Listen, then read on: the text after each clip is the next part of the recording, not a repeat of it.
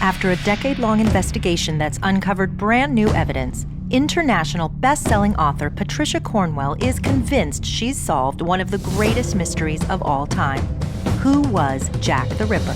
Jack the Ripper is a British artist named Walter Richard Sickert, who was born in 1860. He died in 1942. This was this blonde, gorgeous guy who spoke 7 or 8 languages, genius IQ, extremely talented artist. He was somebody who hobnobbed with some of the highest levels of society. He was the apprentice to Whistler, friends with people like Degas, Oscar Wilde, also with Bram Stoker, because Bram Stoker was the manager of the Lyceum Theater, where Sickert got started as an actor. He gave painting lessons to Winston Churchill. Imagine that Churchill was given art lessons by Jack the Ripper. I think if you look at the whole of Sickert's life and the way I present it, and you look at the whole of the evidence as best we know it, I think it's very difficult to discount that he was, in fact, Jack the Ripper. After an exhausting review of the original Ripper documents in London, she found new evidence that pointed her to the killer. The only evidence left that we know of in the Ripper case were his communications. The letters Jack the Ripper wrote to the police and the media, the press.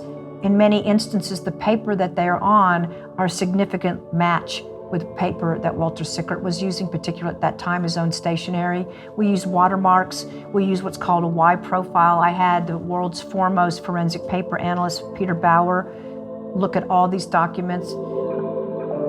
2 Ripper letters, 3 Sickert letters, 5 out of 24 sheets of paper, Gurney Ivory Lake. What's the likelihood? This guy was writing an abundance of these communications. Some of them include artwork. Some were written in lithography crayon or a paintbrush was used. If I look under a microscope or a hand lens and I see that letter was first written in this elaborate calligraphy and pencil, and then somebody took a paintbrush and red ink and painted over that pencil, and you can see the brush strokes. This is a painted letter. Who paints a letter? If you come to the conclusion that Walter Sickert did indeed write some of these letters, and I believe there's no question about that, then you either have to believe that these confessional letters mean he was Jack the Ripper, or he was one of the greatest hoaxers on earth. When Patricia visited Walter Sickert's nephew, she discovered something horrific that had happened to Sickert as a child, which she believes explains his later compulsion for violence. By the time he was about 5, he'd had 3 major surgeries for a, quote, fistula. And here's what they would have done to him.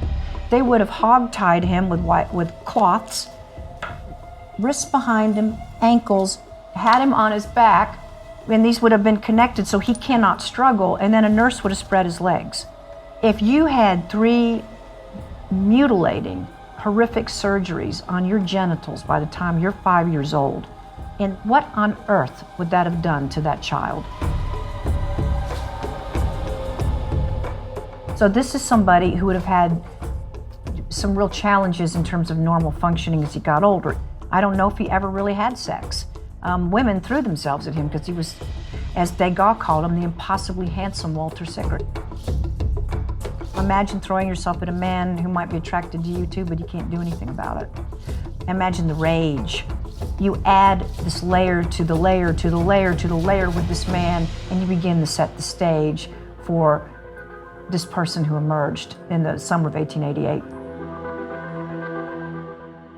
Be sure to catch parts 2 and 3 about Patricia Cornwell's investigation into Jack the Ripper at Amazon.com.